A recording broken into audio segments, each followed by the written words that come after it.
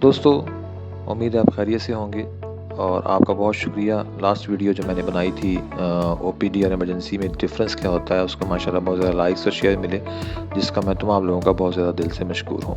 तो चलें हम चलते हैं अपने अगले टॉपिक की तरफ। और आज का मेरा टॉपिक ये है कि इमरजेंसी और ओपीडी के डिफ़रेंस के बाद कि ओपीडी में पेशेंट को क्या करना चाहिए, कैसे उसको गाइडेंस के हवाले से कि ओपीडी में सबसे पहले पेशेंट जो जाएगा वो ओपीडी टिकट लेता है ओपीडी काउंटर से। उसके बाद उसको मुतल्लिका जो प्रॉब्लम होती है, जो भी उसका इशू होता है, उसके हवाले से उसको मुतल्लिका ओपीडी में भेज दिया जाता है।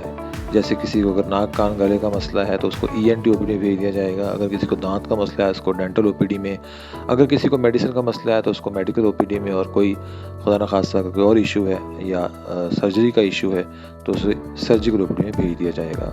तो दोस्तों, ओपीडी में जो पेशेंट जाते हैं उनको बेसिकली दो तरीक़ों से हैंडल किया जाता है। एक तो ऐसे पेशेंट होते हैं जो मेडिसिन से सिर्फ ट्रीट हो जाते हैं, उनको मेडिसिन दे के जो है वो फारग कर दिया जाता है और नेक्स्ट जो है वो टाइम दे दिया जाता है कि आप इतने दिन बाद आएँ।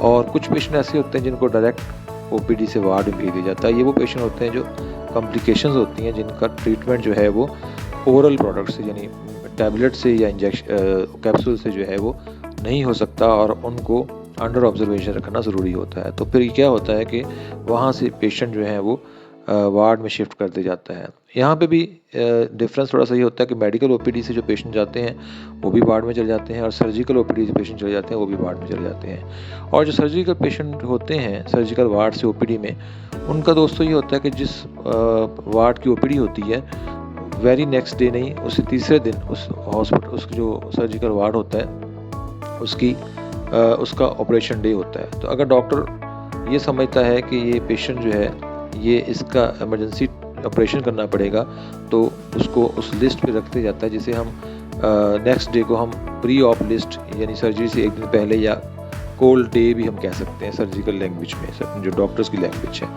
बहरहाल तो उसमें ये होता है कि जो नेक्स्ट डे सर्जरी करनी होती है उसके लिए पेशेंट जो है उसको गाइड कर दिया जाता है कि उसको एनपीओ दिया जाए, यानी उसको जो है वो खुराक उसकी बंद कर दी जाती है कुछ सर्टेन टाइम के लिए, ताकि जब उसकी सर्जरी हो तो ऑपरेशन के दौरान स्टोमिक जो है वो एम्प्टी होना चाहिए, खाली होना चाहिए।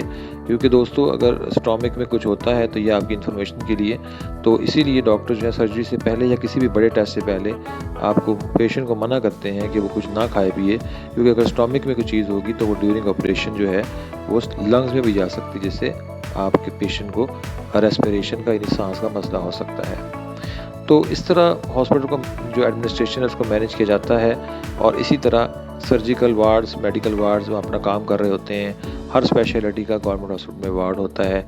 और एक लास्ट बट नॉट लीस्ट वो ये होता है कि अगर खुदा न खास्ता ऑपरेशन होने के बाद भी पेशेंट जो है वो उसका जो सिचुएशन ठीक ना हो, डेंजरस सिचुएशन हो जाए, तो उसको आईसीयू में भेज दिया जाता है, जहाँ पे हर किस्म की इक्विपमेंट या मशीनें होती हैं जो पेशेंट को हाईली ऑब्जर्व की जाती हैं पेशेंट को, और उसमें उसको मैनेज किया जाता है। तो ये छोटी छोटी इन्फॉर्मेशन क्योंकि आम बंदे को नहीं पता, इसलिए मेरा जो चैनल है हेल्दी टॉक उसका बनाने का मकसद यही है कि ये जो वो इन्फॉर्मेशन है जो आम बंदे को होनी चाहिए, और अगर ये इन्फॉर्मेशन होगी तो आप जब हॉस्पिटल में जाएंगे तो आप ज़्यादा वेल प्रिपेयर्ड होंगे और उतना ही आपके लिए बेहतर है। और मेरे चैनल बनाने का मकसद यही है कि आप लोगों को इन्फॉर्म किया जाए, आप लोगों की नॉलेज में इजाफा किया जाए, ताकि आप अपने प्यारों को प्रॉपर तरीके से ट्रीटमेंट करवा सकें और अगर सर्जरी होनी है या जो भी होना है उसको प्रॉपर तरीके से आप जो है वो मैनेज कर सकें। और आप बिल्कुल ब्लाइंड ना हो जब आप हॉस्पिटल में जाएँ, आपके पास कुछ इन्फॉर्मेशन हो, क्योंकि ऑब्जेक्टिव इस चैनल का भी यही है और डॉक्टर का भी यही है कि आपके पेशेंट की जल्द से जल्द सेहतयाबी हो। तो उम्मीद है कि आपको आज का टॉपिक पसंद आया होगा। तो नई नई इन्फॉर्मेशन लेने के लिए, अपने नॉलेज को इंक्रीज़ करने के लिए और अपनी सेहत को बेहतर करने के लिए, बेहतर रखने के लिए और छोटे छोटे टिप्स लेने के लिए आपसे रिक्वेस्ट है कि मेरे चैनल हेल्दी टॉक को सब्सक्राइब करें, वीडियो वॉच करें, लाइक करें, शेयर करें और कमेंट करें। तो नेक्स्ट वीडियो तक इजाज़त दें।